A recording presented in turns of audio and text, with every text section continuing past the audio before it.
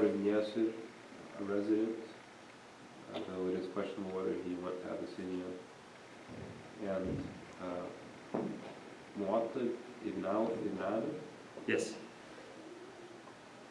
Is a resident from Khuzaa. No. Yes. And yes, go ahead. From Jum'ah. From Jum'ah, Uthman ibn Mad'un. Yes, these are all the ones that are green, the ones who left for Abyssinia. This household, they came back. The other households didn't come back. Only the household of Mad'un.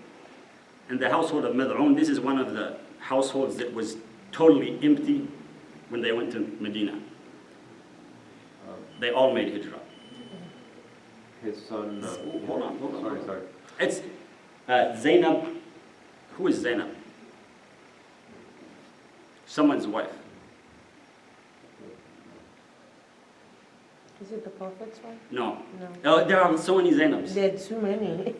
This is Umar's wife. Okay. This is Umar's wife. And the mother of Hafsa, well, then she would be the mother-in-law of the Prophet ﷺ, because she's the mother of Hafsa. Yes, she's the mother of Hafsa and Abdullah ibn Umar. All this household came back. From Sahm, these are the ones who made hijrah. And you can see Hisham ibn al-As is the brother of Amr ibn al-As, who was one of the two envoys that Quraysh sent to try to have them extradited. Only two came back, Hisham ibn al-As and Khunais ibn Hudhafa. Khunais ibn Hudhafa, at the time, he is married to someone that we just mentioned her name. The daughter of Zainab. Oh, Hafsa? Yes, thank you, sister. This is why we need you. Khunais ibn Hudhafa is the husband of Hafsa, who is the daughter of Zainab and Umar. Now, from Banu Amr, and who is that man? Hisham ibn Amr ibn Rabi'ah. This man here who's red right here. He's not in that list right there. The man who's red right there. Hisham ibn Amr ibn Rabi'ah. We read about him 2 weeks ago.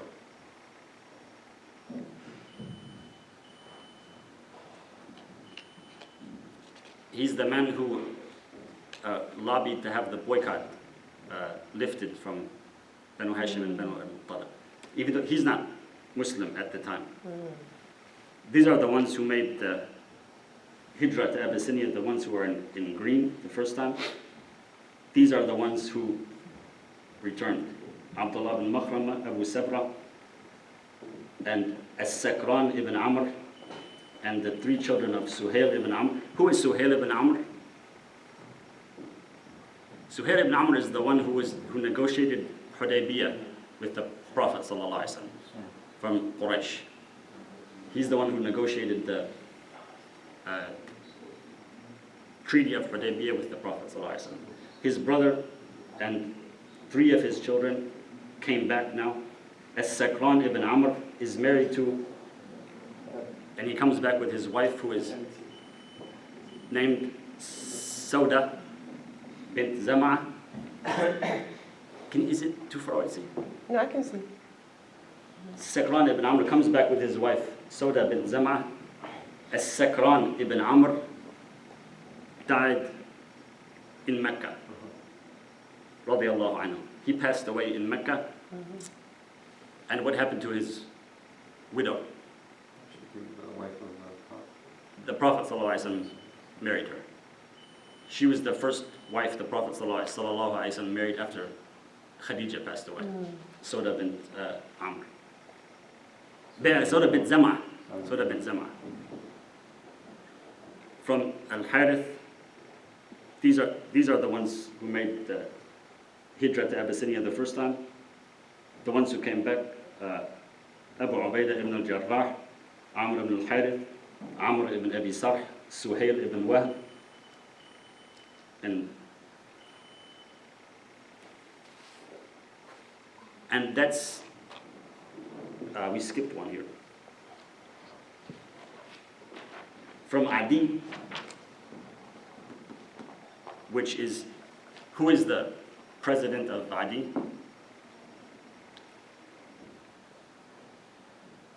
No, not Umar. Yes, Umar ibn Khattab. Umar ibn Khattab. If the president is Muslim, why did they go to Abyssinia?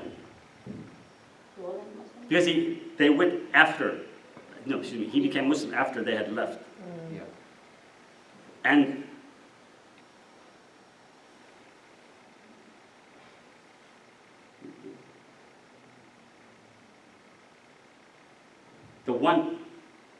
it's only one household that came back. All of these are the ones who left. The one household that came back is the Amr ibn Rabi'ah and his wife Layla, and she's also known as Abdullah. We read something that she said before when she was getting ready to leave. Does anyone remember? Not the one who Omar Yes? walking by her and she was sad and he was asking. Well, he was sad. Well, he was sad because she was sad. Or she was angry. She was like, unhappy now. She didn't tell us how she was feeling, but she said that it looked like Omar was sympathetic. No. He used to be she said he used to persecute us very severely. And when he saw that she was leaving, he looked very upset about it, and he's even said, "Sahibakumullah, may God be with you." And she goes back to her husband and said, "You should have seen how sympathetic he was looking." What did he say? His donkey would convert before he would. He said that man you just saw, the donkey of Al-Khattab will become Muslim before that man you just saw. That's subhanallah.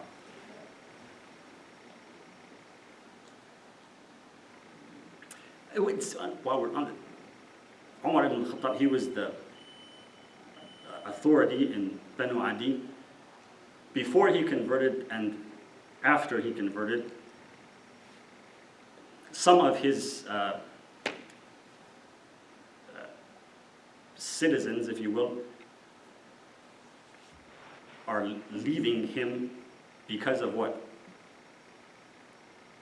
When they're Muslim, some of his Muslim people are leaving him. Why are they leaving him? When he wasn't Muslim.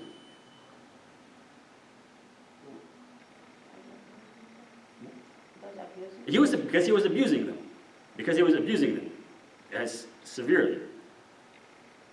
He was the president. He was still the president of Adi afterwards. But after he became Muslim, and he's known for being very strong and determined, radiallahu anhu, but you never hear about him abusing anyone, no matter what they are. And they're all still very loyal to him, even to the point that at Badr, what happened?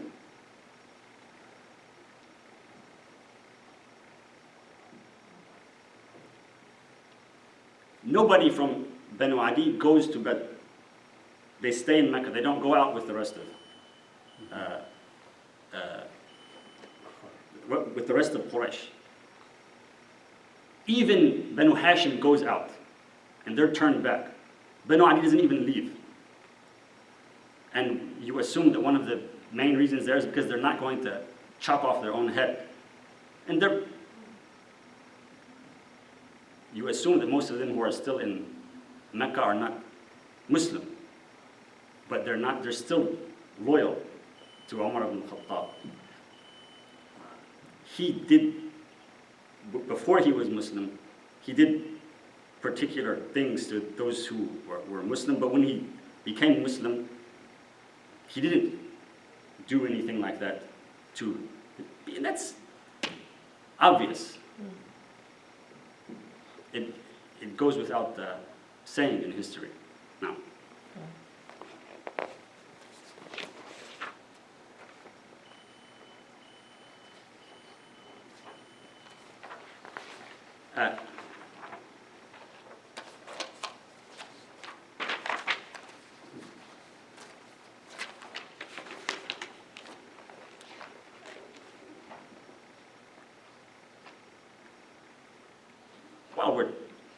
we always go through this list of the different branches of Quraysh, and you see it's not just me, this is Ibn Ishaq giving this tally.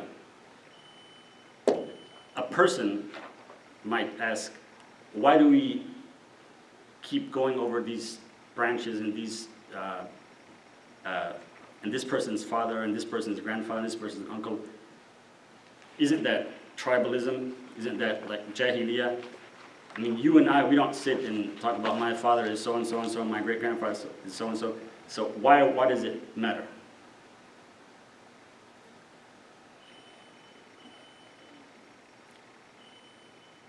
We do the same thing, but we do it in a different way. And for the most part, it's not Jahiliyyah. It's not the tribalism or nationalism, unless you want it to be.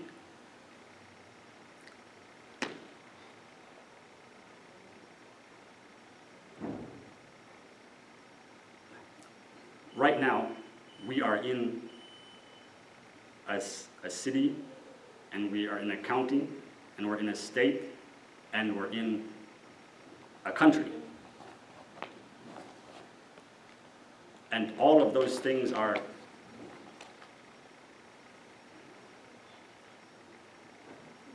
and the children of Adam always have these kinds of bonds and relationships. And these are administrative divisions. They're for the purpose of organizing and cooperating and communicating with each other by default. That's what you assume. That using them to like look down at another person or to or to pick a fight with someone. That's the exception. Mm-hmm. That's not the rule.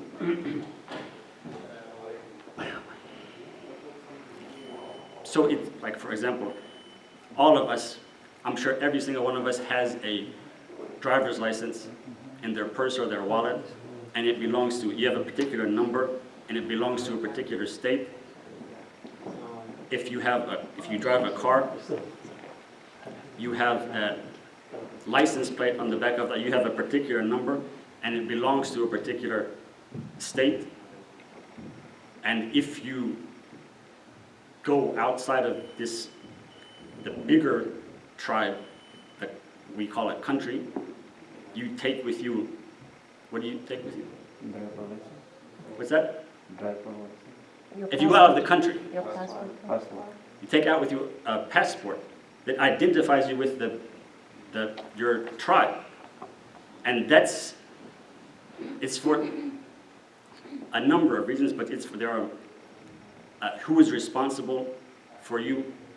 If someone has a claim against you, who do they go to? That's the same thing with these divisions. When we say the city of Charlottesville, what does that mean? What is the city of Charlottesville?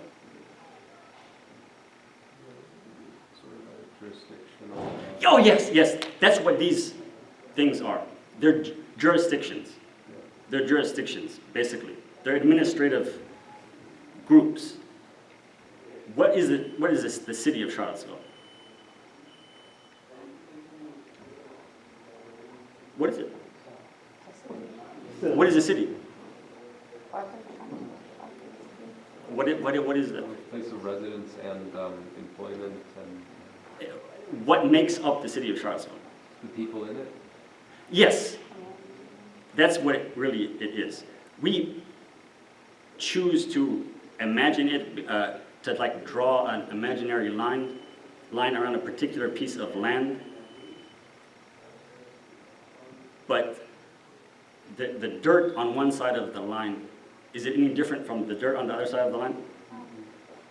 A deer on one side of, does he care about whether he's on this, does it make a difference to a deer whether I'm on this side of the line or that side of the line?